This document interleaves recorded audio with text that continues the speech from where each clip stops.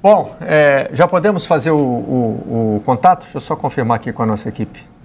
Ah, tá. Ontem, aqui no Redação Sport TV, o Rodrigo Capello ele participou conosco para falar da negociação do Vasco, né, para configuração da SAF, a parceria com a 777, né, a gente está usando a portuguesado, e o Levenciano foi citado pelo Rodrigo Capello, entrou em contato com a nossa direção para pedir direito de resposta. Então, ele já está ao vivo conosco. Leven, bom dia, bem-vindo à redação.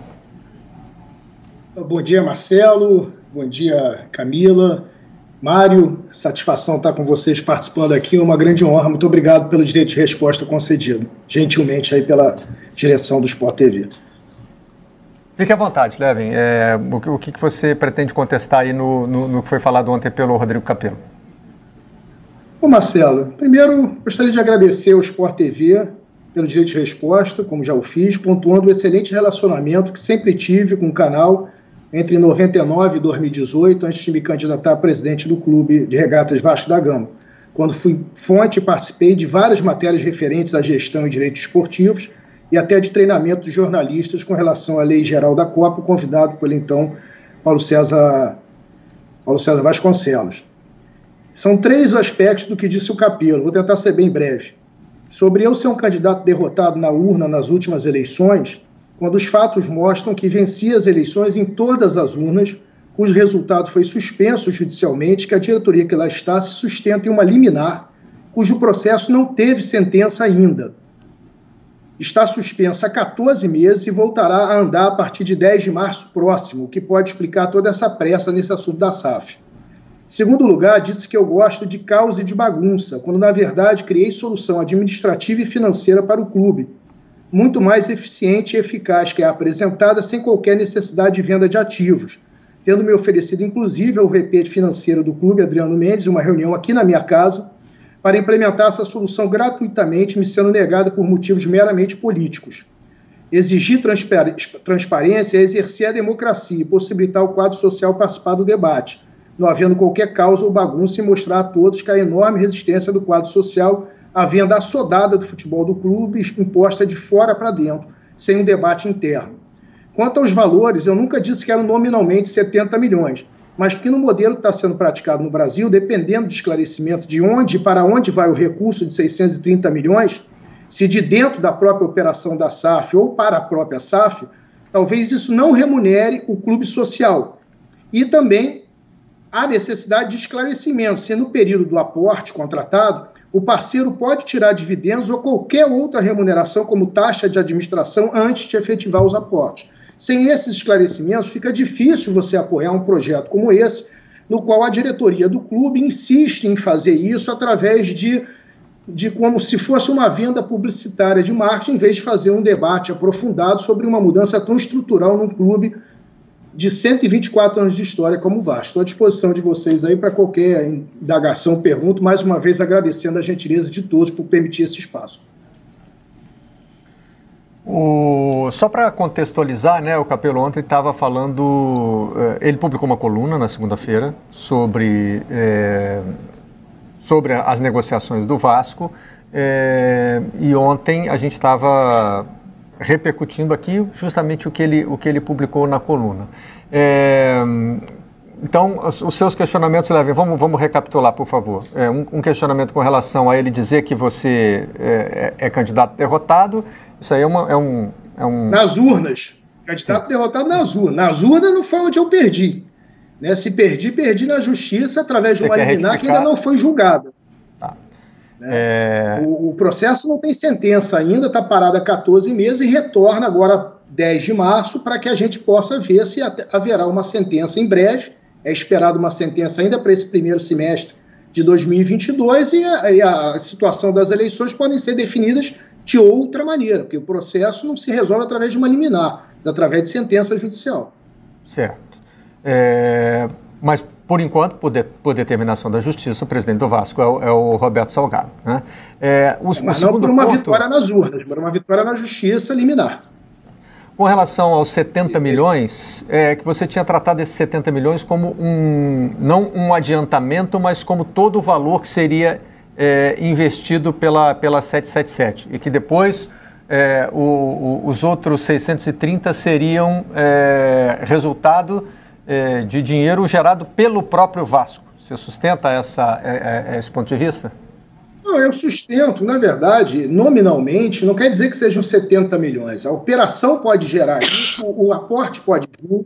Eu não sei se o aporte vem financiado pelo próprio clube, é preciso esclarecer se o parceiro poderá distribuir dividendos para si ou retirar alguma remuneração como uma taxa de administração antes dos aportes serem feitos, porque aí, nesse caso, quem estaria financiando o aporte seria a própria SAF do Vasco.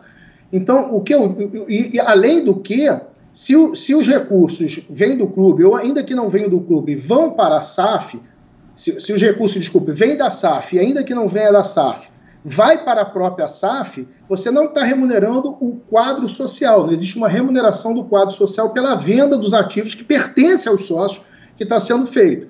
O que eu vejo, Marcelo, no momento, é que existe muito pouca informação e muito oba-oba. Está se fazendo um esforço enorme para se fazer um marketing da venda, como se fosse a melhor coisa do mundo, o melhor negócio possível para o futuro do Vasco, sem fazer um debate aprofundado, sem mostrar ao quadro social, aos próprios conselheiros, quais são os termos e condições dessa contratação, que segue aí com uma série de especulações. A gente acordou entendendo que era 1 bi em 700, o próprio Capello corrigiu dizendo que não era 1 bi em 700, eram 700. Então existem uma série de informações desencontradas que o quadro social do clube resiste a isso, não há uma unanimidade como houve no Botafogo, no Cruzeiro. Inclusive, existe uma manifestação marcada em São Januário, dia 5 de março, para protestar contra essa forma assodada que está sendo imposta à SAF no Vasco. E existe o direito do quadro social e do associado de participar desse debate e de entender exatamente o que a diretoria administrativa está propondo. Porque até o momento ela preferiu ir aos jornais e à imprensa para divulgar dados que ainda não são concretos, porque ninguém tem esse contrato, ninguém tem esse termo, ninguém conhece, do que debater de forma democrática com o quadro social. O adiantamento de 70 milhões já foi aprovado pelo Conselho, né? O que falta agora é a segunda parte. Marcelo, na verdade, não se pode dizer nem que foi um adiantamento. O que foi aprovado foi nominalmente um empréstimo. Esse empréstimo pode se tornar um adiantamento no caso de o Conselho Deliberativo deliberar futuramente a instituição da SAF e depois ser ratificado por uma Assembleia Geral. Por hora, o que foi aprovado não é exatamente um adiantamento, mas sim um empréstimo. Se transforma em adiantamento se o acordo for aprovado. Né? Exatamente. Se não, é um empréstimo que precisa ser pago e tem até jogadores das divisões de base oferecidos como garantia, né, os direitos econômicos. O Mário Vitor... Pois e que ninguém nem sabe quem é, Marcelo. É por isso que eu reclamo aqui da falta de transparência. Ninguém está dizendo que a SAF não possa ser uma solução, embora a gente entenda, pelo que a gente estudou, que existem outras soluções mais inteligentes para o Vasco, principalmente no momento que o Vasco está aonde está na segunda divisão, porque qualquer critério de valuation que você use, você utiliza como um critério importante o faturamento anual do clube. E o faturamento está deprimido pelo simples fato do Vasco estar na segunda divisão. Então é como você vender um ativo importante na baixa. Mário, você chamou? Não, eu ia perguntar justamente quando o Levin fala que na verdade não é um adiantamento, é um empréstimo. Eu já fiquei preocupado, já pensei, bom, se o conselho, então, não aprovar, no final das contas, se vira um empréstimo, você tem que pagar para alguém.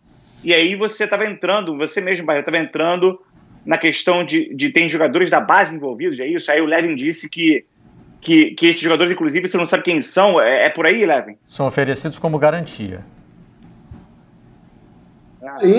Inclusive colocando em risco, Mário, a questão que é proibida pela FIFA do Third Party Ownership e do Third Party Influencer, que é o TPO e o TPI. Porque quando você dá como garantia jogadores, você está influenciando na empregabilidade e no direito de transferência livre que o clube e o atleta podem dispor sobre aqueles atletas que estão sendo dados. Então, ainda corre o risco o Vasco de ser punido pela FIFA pelo fato de ter colocado jogadores como garantia de um empréstimo. Muito bem. Levenciano, obrigado pela participação no Redação Sport TV. Foi um prazer recebê-lo para ouvir o seu lado da história, que é parte da nossa função aqui, né? Marcelo, obrigado. Vocês estão de parabéns aí, né? Eu acho que num ano eleitoral é muito importante se garantir democraticamente o direito das pessoas citadas a se manifestar. Um bom dia para todos e um grande programa aí para vocês, né, nessa quarta-feira de cinzas.